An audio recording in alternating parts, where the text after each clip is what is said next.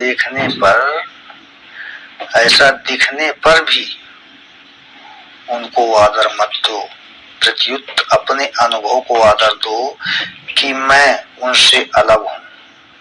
कैसे अलग हूँ कि बचपन से लेकर अब तक शरीर बदल गया पर मैं वही हूँ। यह बिल्कुल प्रत्यक्ष सबकी अनुभव की बात है। आप शरीर आदि से अलग हैं, तभी तो बचपन बीत गया और आप रह गए। ऐसे ही जवानी और वृद्धावस्था भी बीत जाएगी पर आप रहोगी। जैसे बचपन के समय आप उससे अलग थे, ऐसे ही आज जवानी के साथ भी, जवानी में भी और वृद्धावस्था में भी आप अलग हो। अगर फिर भी इसका ठीक अनुभव न हो तो व्याकुल होकर भगवान से कहो कि हे प्रभु, हे महाराज, हमारे को इसका अनुभव नहीं हो रहा।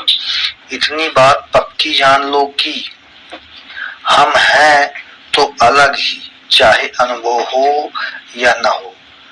अगर अलग न होते तो मरने पर शरीर यहाँ नहीं रहता, साथ में जाता, अथवा शरीर के साथ आप भी यहाँ रहते, परंतु ना आप शरीर के साथ रहते हो और ना आपके साथ शरीर जाता है। फिर दोनों एक कैसे हुए? मकान में मैं रहता हूँ तो मकान में कैसे हो गया? मैं मकान में आता हूँ और मकान से चला जाता हूँ तो मकान और मैं अलग अलग हुई। ऐसे ही शरीर भी एक मकान है और आप उसमें रहने वाले हो। आप उसमें रहते हो और निकल भी जाते हो, उसके साथ आप एक नहीं हो। मैं शरीर से अलग हूँ ऐसा अनुभव न हो तो भी इसको जबरदस्ती मान लो। जैसे बीमारी से छूटने के लिए आप कड़वी से कड़वी दवा, चिरायते आदि की काढ़ा आंखें मींच कर पी लेते हो, ऐसे ही स्वस्थ होने के लिए आप मैं अलग हूँ ऐसा मान लो। फिर भी ठीक अलग ना दिखे तो व्याकुल हो जाओ कि अलग अनुभव जल्दी कैसे हो। व्याकुलता जोरदार हो जाएगी तो चट अनुभव हो जाएगा, परंतु भोगों में रस लेते रहोगे, सुख लेते रहोगे तो चाहे कितना भी पढ़ जाओ, पंडित बन जाओ, चारों वेद पढ़ लो, पर शरीर से अलगाव का अनुभव कभी नहीं होगा। श्रद्धेय स्वामी श्री राम सुखदास जी महाराज के चरणों में सत सत नमन। स्वामी जी कहते हैं कि जो दिखता तो है पर मिलता नहीं, इसका नाम प्रतीत है। मनुष्य के भीतर प्रतीत का जितना आदर है उतना प्राप्त का आदर नहीं है। यह है समस्या। अतः जो प्राप्त है उस पर दृढ़ता से विश्वास करना है कि बालकपन में मैं जो था वही मैं आज हूँ। शरीर बदला, मन बदला, भाव बदले, इंद्रियां बदली, देश बदला, काल बदला, परिस्थिति बदली, घटनाएं बदली, क्रियाएं बदली, यह सब कुछ बदला पर मैं नहीं बदला। मैं तो वही हूँ। वेदांत में आत्मा की नित्यता के लिए यह प्रबल युक्ति है कि मैं वही हूँ। अब इस बात को समझें। कोई दो आदमी 8-10 वर्ष के बाद मिले, उनमें एक बड़ी अवस्था में था और एक छोटी अवस्था में था। छोटी अवस्था वाले ने पूछा कि बाबा जी आप मेरे को जानते हो? बड़ी अवस्था वाले ने उत्तर दिया, भैया मैं तो नहीं जानता, तुम मेरे को जानते हो क्या? छोटी अवस्था वाले ने कहा कि हाँ, मैं तो आपको जानता हूँ। देखो, अमुक समय में मैं आपसे मिला था और हम दोनों में अमुक अमुक बातें हुई थी। मुझ में ज्यादा परिवर्तन होने से आप पहचान नहीं सके। बड़ी अवस्था वाला बोला, अच्छा, वही हो ना तुम? छोटी अवस्था वाले ने पूछा, आजकल कैसे चल रहा है? तो बड़ी अवस्था वाले ने उत्तर दिया कि आजकल तो बड़ी तकलीफ में हूँ, पैदा तो है नहीं और आफत आ रही है। तुम कैसे हो? तो छोटी अवस्था वाले ने कहा, हमारा काम तो बहुत अच्छा चल रहा है। अब इसमें विचार यह करना है कि मैं भी वही हूँ और तू भी वही है। ध्यान दें, इसमें संदेह नहीं है, पर परिस्थितियों में बहुत बड़ा अंतर है। दोनों की अवस्था बदल गई, परिस्थितियां बदल गई, पर वे दोनों वही हैं। अतः आपके साथ न अवस्था रहती है, न परिस्थिति रहती है, आप स्वयं इनसे अलग हैं।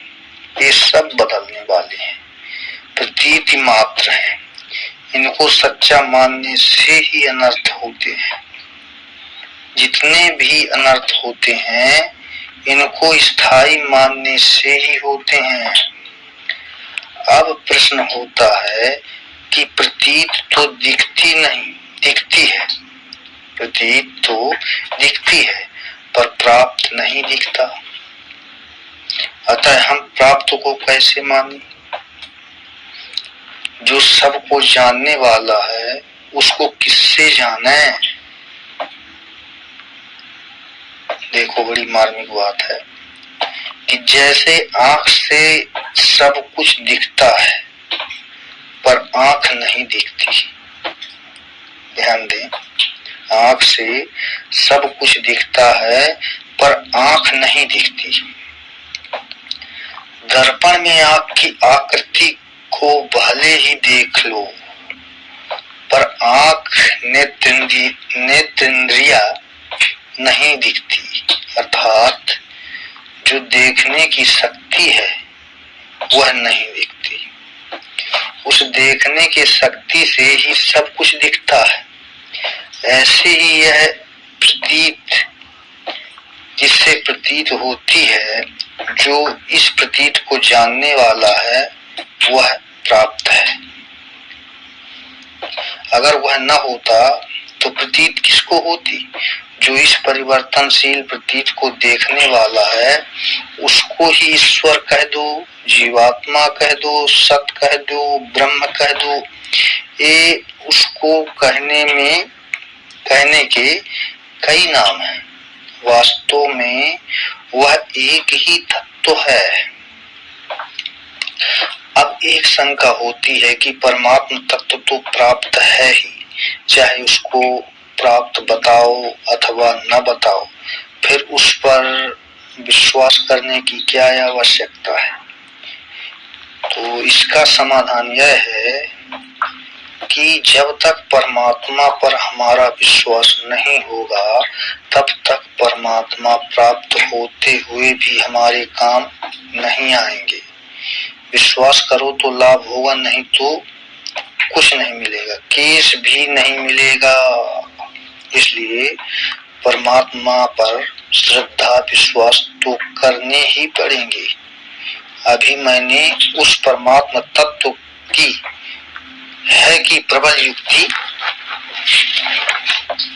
बताई कि जिससे प्रतीत होती है वह है पर लाभ है। श्रद्धेय स्वामी राम सुखदास जी महाराज के चरणों में सत सत नमन। स्वामी जी कहते हैं कि हमारे को जो कुछ मिला है इस संसार में, वह सब बिछुड़ने वाला ही मिला है। जैसे शरीर मिला है तो बिछुड़ने वाला मिला है, कुटुंब मिला है तो बिछुड़ने वाला मिला है, धन मिला है तो बिछुड़ने वाला मिला है, योग्यता मिली है तो बिछुड़ने वाली मिली है, बल मिला है तो बिछुड़ने वाला मिला है। आप बिछुड़ने वाली वस्तु का त्याग कर दें तो स्वतः कल्याण होता है, हो जाएगा। यह भगवान की बड़ी विलक्षण कृपा है। भगवान मिले हुए और बिछुड़ने वाले नहीं हैं, प्रत्युत सदा से ही मिले हुए हैं, सदा मिले हुए ही रहते हैं, कभी बिछुड़ते नहीं।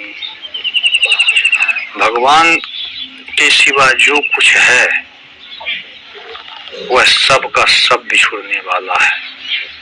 भगवान ने गीता जी में कहा है कि हे अर्जुन, ब्रह्मलोक तक, यहाँ की तो बात छोड़ो संसार की, भगवान कहते हैं कि हे अर्जुन, ब्रह्मलोक तक सभी लोग पुनरावृत्ति वाले हैं, अर्थात वहां जाने पर पुनः लौटकर संसार में आना पड़ता है।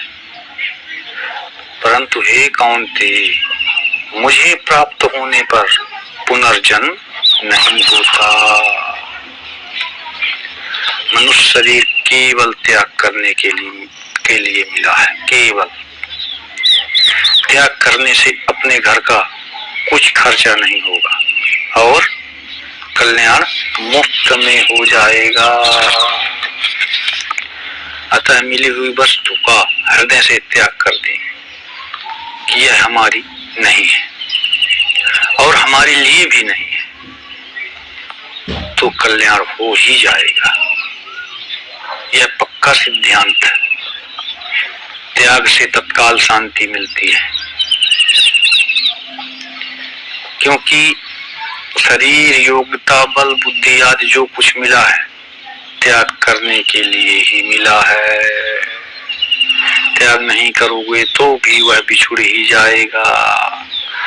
साथ में रहने वाली कोई भी चीज नहीं है। देखें, दान पुण्य करते हैं तो लोग समझते हैं कि रुपयों से कल्याण होता है।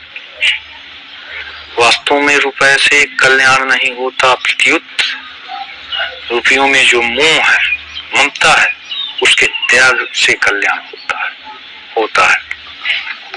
अगर बाहर से रुपयों का त्याग करने से ही कल्याण होता हो तो धनी आदमी कल्याण कर लेते और गरीबों का कल्याण ही नहीं होता। बिल्कुल सच्ची बात है। अगर बाहर से रुपयों का त्याग करने से ही कल्याण होता तो धनी आदमी कल्याण कर लेते और गरीबों का कल्याण ही नहीं होता। अब एक